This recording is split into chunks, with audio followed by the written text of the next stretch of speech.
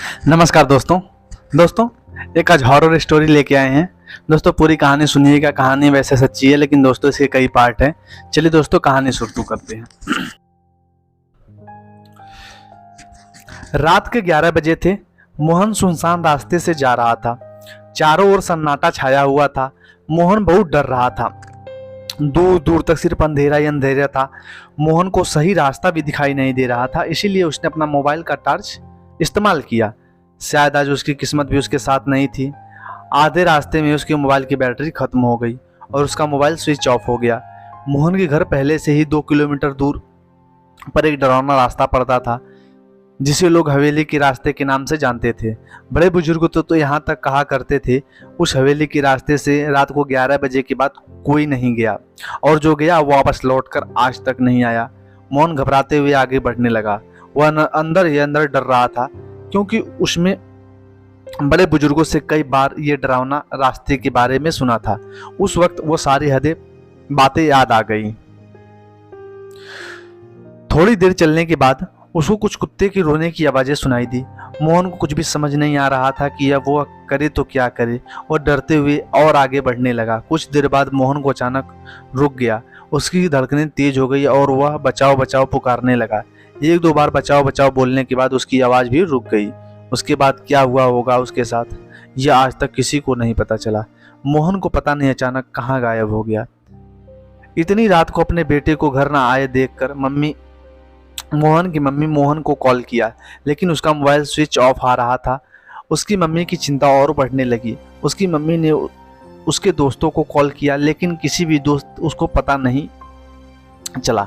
अंत में उन्होंने एक आखिरी दोस्त को कॉल किया जो उसके पास के गांव में रहता था। उसका नाम विजय था। विजय ने कॉल पर मोहन की मम्मी को बताया कि आंटी, मैं और मोहन शतरंज खेल रहे थे, फिर खेलते खेलते न जाने सब कब 10:30 बज गए और हमें पता ही नहीं चला। फिर मोहन को कहा कि आज वह रात यहीं मेरे घर पे रुक जाए, लेकिन उसने जिद किया। मुझे कहीं भी घर जाके कॉलेज का एक महत्वपूर्ण प्रोजेक्ट तैयार करना है। फिर वह यहाँ से 11 बजे निकल गया। बेटा तुझे रोक लेना चाहिए था, अभी तक घर वापस नहीं लौट कर आया। तुम्हें पता है ना, बीच में हवेली का वो डरावना रास्ता आता है जो कि बहुत खौफनाक है। यहाँ तक कि बुजुर्ग यहाँ तक भी कहते हैं कि उस रास्ते में 11 बजे के बाद जो गया वो आज तक वापस लौट के नहीं आया। पता नहीं रात को 11 बजे के बाद दोस्त के आपस में क्या हो गया, मोहन की मम्मी ने कहा। फिर मोहन की मम्मी ने कॉल रख दिया और बहुत रोने लगी। अगली सुबह यह खबर सारे गांव में फैल गई। सारा रतनपुर गांव की यह घटना के बारे में भयभीत होता था।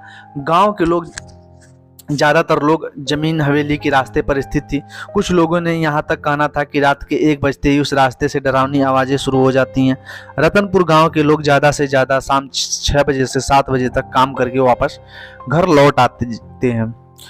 कुछ लोग तो जल्दी काम खत्म करके ही घर वापस लौट आते हैं। एक बार एक युवक रात को दूसरे गांव से यहाँ रतनपुर आ रहा था। उस युवक का नाम सुखदेव था। सुखदेव को हवेली के डरावने के रास्ते में कुछ ज्यादा पता नहीं था। वह भूत प्रेत पर इन सब बातों पर विश्वास नहीं रखता था। रतनपुर में उसका एक दोस्त रहता था जिसका उसका बचपन बिताया था। फिर भी उच्च अभ्यास के लिए वह राज्यों से चला गया। इतने लंबे अरसे के बाद वह वापस अपने दोस्त से मिलने रतनपुर आना चाहता था, लेकिन ट्रेन देर से मिलने की वजह से उसको देरी हो गई।